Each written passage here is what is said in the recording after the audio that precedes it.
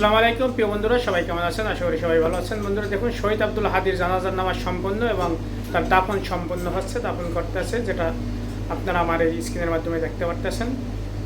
যে আল্লাহ ভিড়েরা কখনো মরে না, সেটা আবারও প্রমাণিত হলো যে আল্লাহর যে ঘোষণা, শহীদকে তোমরা মৃত বলো না, শহীদ সে মৃত না, সে হয়তো বা স্থান পরিবর্তন করে। সেই শহীদ যে আব্দুল হাদী, যিনি আপনারা জানেন তার ভূমিকা বাংলাদেশের বর্তমান যে প্রেক্ষাপটে যে জুলাই আন্দোলন থেকে তো এখন থেকে শুরু করে যে তার ভূমিকা অস্মরণীয়, মানে ভোলার মতো নয়।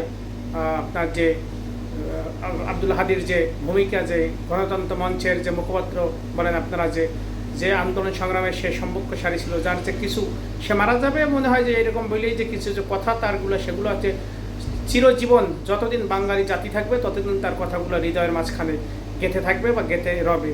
সে যে কথাগুলো, সে বয়ানগুলো যেগুলো দিয়ে গেছে, সেই কথাগুলো এখন যারা খুন করছেন তাকে বা তাকে তারা মারছেন, তারাও দেখুন যে হাদীর জনপ্রিয়তা বা হাদীর যে মানুষ, হাদীদের জন্য যে মানুষের যে এত কান্নাকাটি, এত কুটি আর সে যে গুলি করছে, যার ইয়াতে কথায় করছে, তারা দেখেন জাহান্নামে কীট হিসেবে মানুষের তাদেরকে পরিচয় দিচ্ছে, বা একবারে নিম্ন শ্রেণীর বা খারাপ লোক হিসেবে তারা সারাদিন অভিশাপ পাবে মানুষের।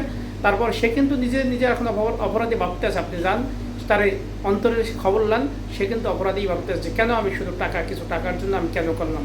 বাংলাদেশের মানুষের জন্য যে কথা বলছে, বাংলাদেশের আপনার যে নিরপেক্ষ নির্বাচন বলেন, স্বৈরাচার বিরোধী বলেন, শক্তি বলেন, বা স্বৈরাচার যেন প্রতিষ্ঠিত না হয়, বাংলাদেশ যেন মানুষের অধিকারের কথা বলছে এই হাদী, সে হাদী আজকে দেখেন চিরনিদ্রায় শায়িত হলো যে ঢাকা বিশ্ববিদ্যালয় যেখানে।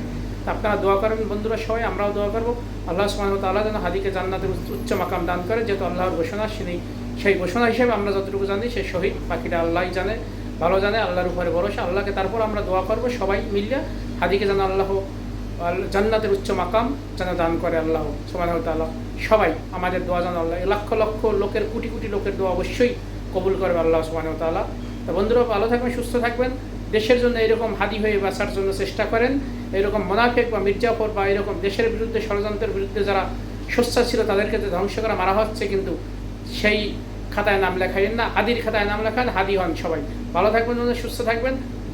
দোয়ার আবারও দোয়ার আহ্বান জানাচ্ছি। আসসালামু আলাইকুম।